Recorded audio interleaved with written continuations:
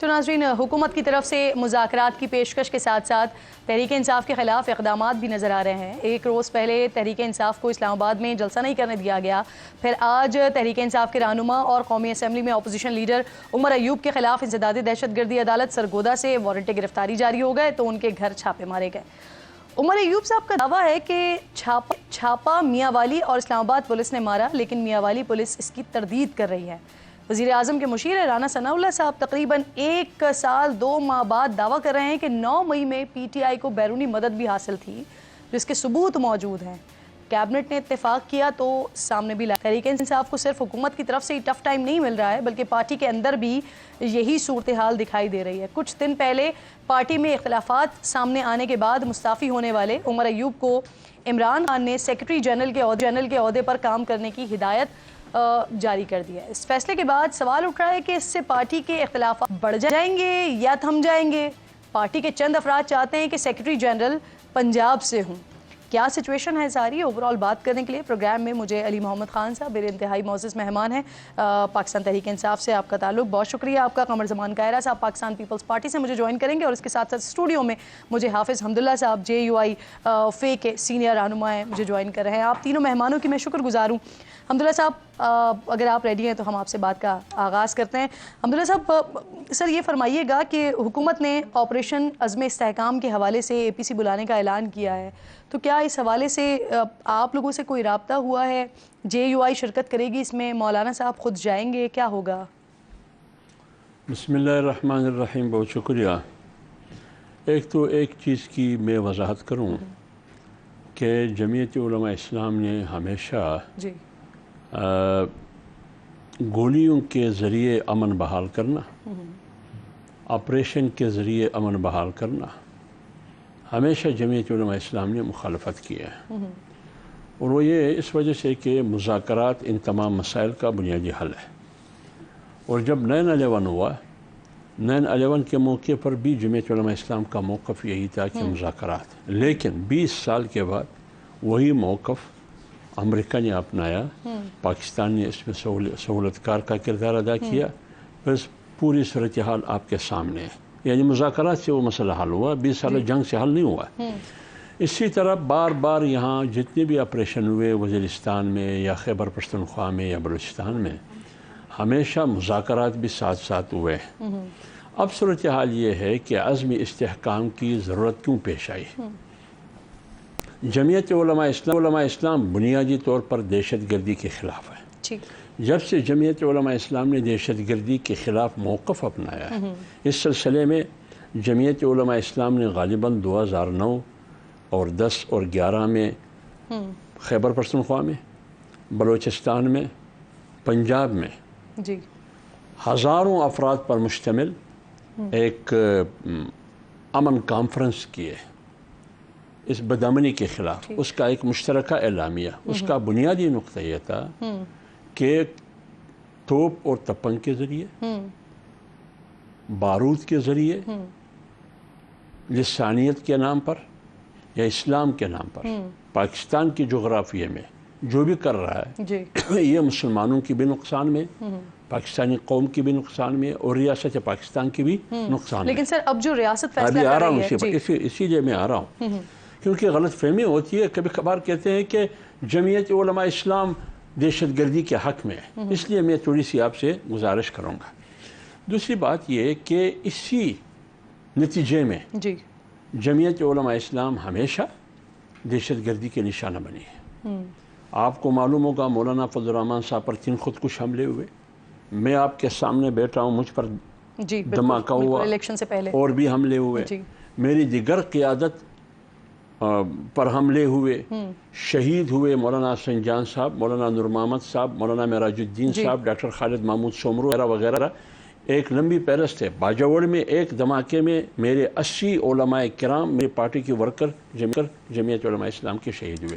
ابھی ریسنٹلی عید کے دنوں میں لوئر وزیرستان میں جمعیت علماء اسلام وانا کے امیر کو دھماکے میں شہید کیا۔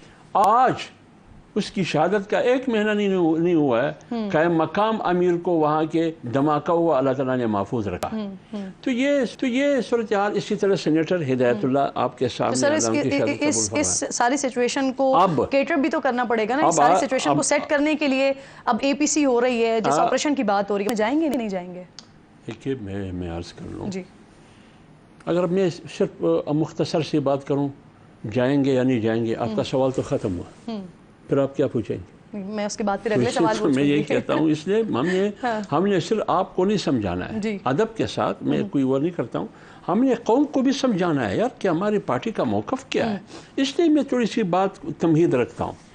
تو لہٰذا اب عزم استحکام کی بات آپ نے کی، اس سے پہلے 6 اور 7 آپریشن اور ہوئے۔ اچھا سر، اس بات میں تو کوئی دو رائے نہیں ہے۔ اب عزم استحکام کیوں ہم کرتے ہیں؟ جی کہتے ہیں کہ افغانستان سے مداخلت ہو رہی ہے، تو افغانستان سے بات کریں نا، مذاکرات کریں نا۔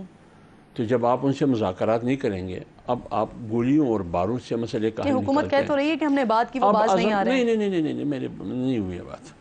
عزم جب آپ ایران کے ساتھ آپ کے 24 گھنٹے میں ایک دوسرے پر حملے ہوئے، اسی مسئلے کو آپ نے 48 گھنٹے میں حل کیا مذاکرات کے ذریعے۔ جب انڈیا نے حملہ کیا پاکستان پر، ابھینندن پکڑا گیا، ایک تو سرے سے غائب ہوا، ایک پائلٹ پتہ نہیں کہاں کا تھا، اس ابھینندن کو ہم 1 کپ چائے پلا کے واپس خیر سگالی کے طور پر مذاکرات کے ذریعے کیا۔ تو آپ افغانستان میں افغانستان کی موجودہ حکومت سے مذاکرات کیوں نہیں کرتے؟ آپ ایران کے ساتھ کر سکتے ہیں، جو بہترین بات ہے، آپ انڈیا کے ساتھ کر سکتے ہیں، جو بہترین بات ہے، جنگ مسئلے کا حل نہیں ہے۔ یہ خیبر پختونخوا اور پچھلے 3 سال سے تو ہم یہی سن رہے ہیں نا کہ افغانستان سے مذاکرات ہو رہے ہیں، بلکہ مجھے یاد ہے الیکشن سے پہلے مولانا فضل الرحمان صاحب بھی گئے تھے، افغانستان کا دورہ کیا تھا انہوں نے۔ سر اس وقت کیا بات ہوئی تھی؟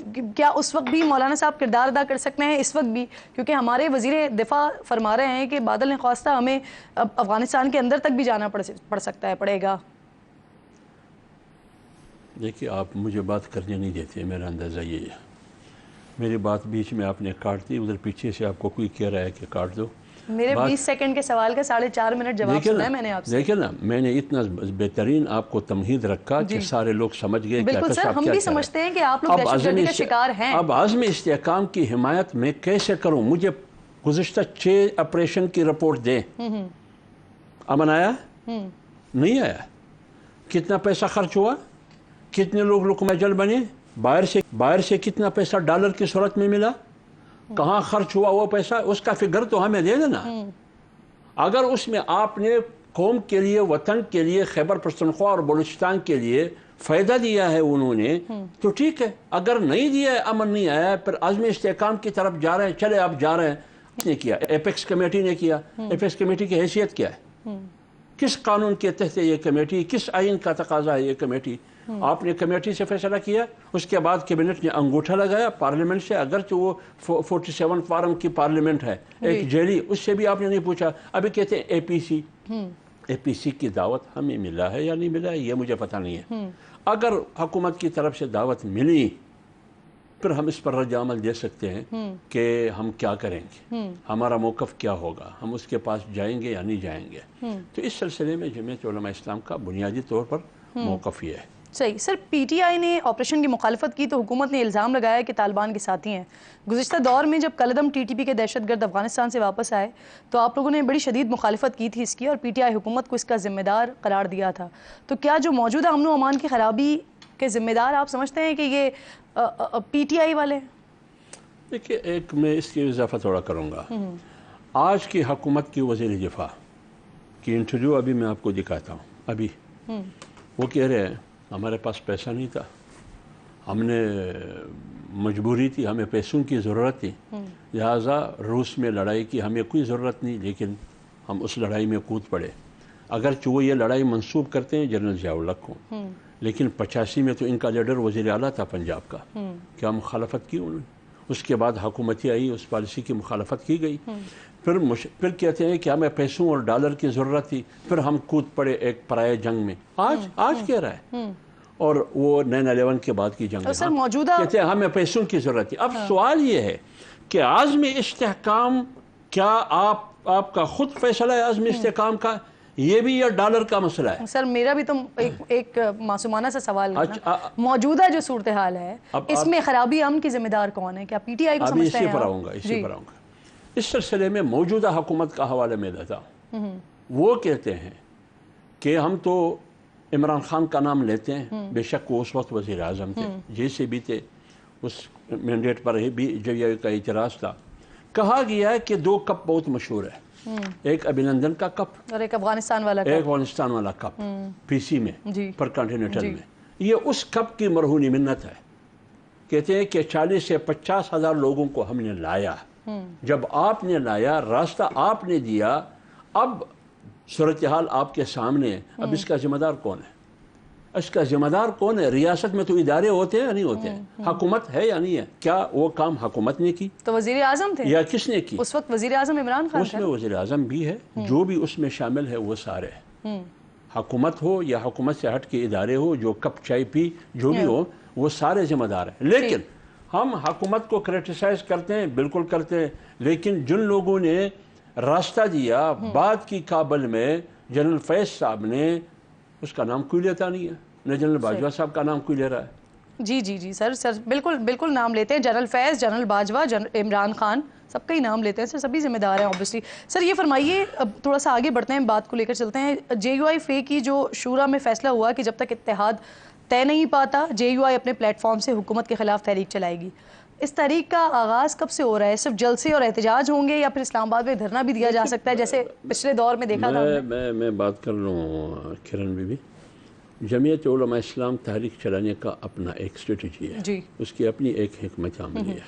ہماری تحریک اس دن سے سٹارٹ ہوا جب 8 فروری کی الیکشن، جو الیکشن کے نام پر آکشن تھا، نیلام تھا، اس وقت ہم نے اعلان کیا 14 اور 15 فروری کو.